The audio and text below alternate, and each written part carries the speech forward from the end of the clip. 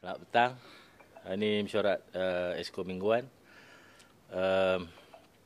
Minggu ni kita ada, minggu ni dan minggu depan lah, istiadat sambutan Hari Keputeraan ke bawah Duli Yang Maha Tuanku Sultan ke-83.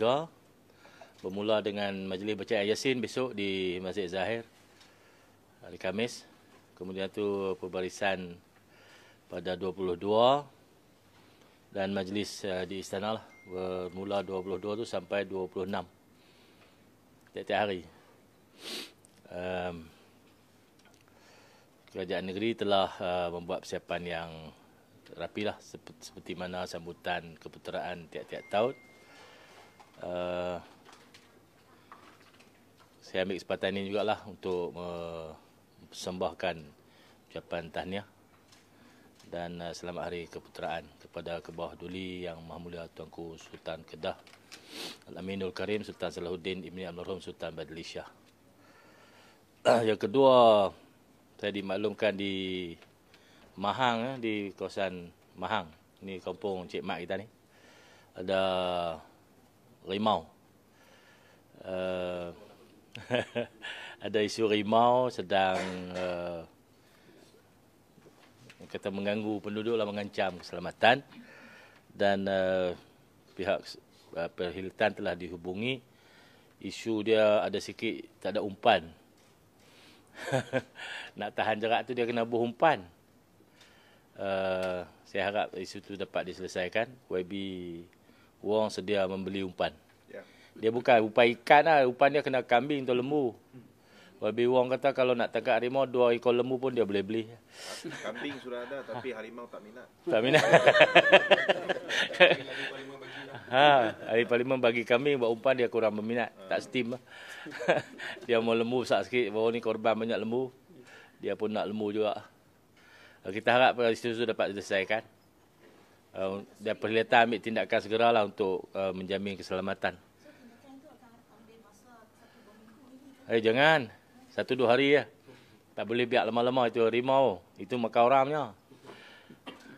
Saya juga nak ucap takziah kepada Puan Zura, wartawan daripada BH ya. Ya, kehilangan mak dia hari ni ya. Pagi tadi kehilangan bondanya yang tercinta kembali ke rahmatullah bagi pihak kerajaan negeri lah, di atas kehadiran beliau. Tiap-tiap PC buat liputan, kita ucap takziah kepada Puan Zura dan keluarga. Yang keempat ialah pasal bola. KFA telah mempersiapkan pasukan yang akan bertanding di Liga A1. Kita dah ada jurulatih dan pegawai-pegawai pasukan lah. Akan memulakan latihan untuk memasuki pertandingan dalam Liga A1 yang akan bermula pada Julai lah, bulan Julai ni. Ya.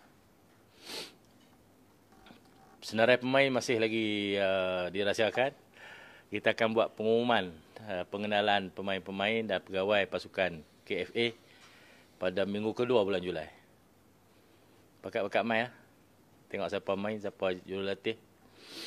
Kalau tak ada keeper, saya jaga keeper lah. Jaga gol. Dah lah, gurau je. Tak kira apa tulis pula. Itu saja pengumuman untuk tengah hari ini.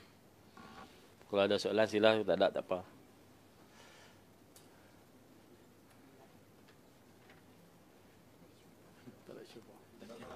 Dah depa tukang tanya tak mai. Ha? Oh. Kursus ha? Kursus AI. Oh.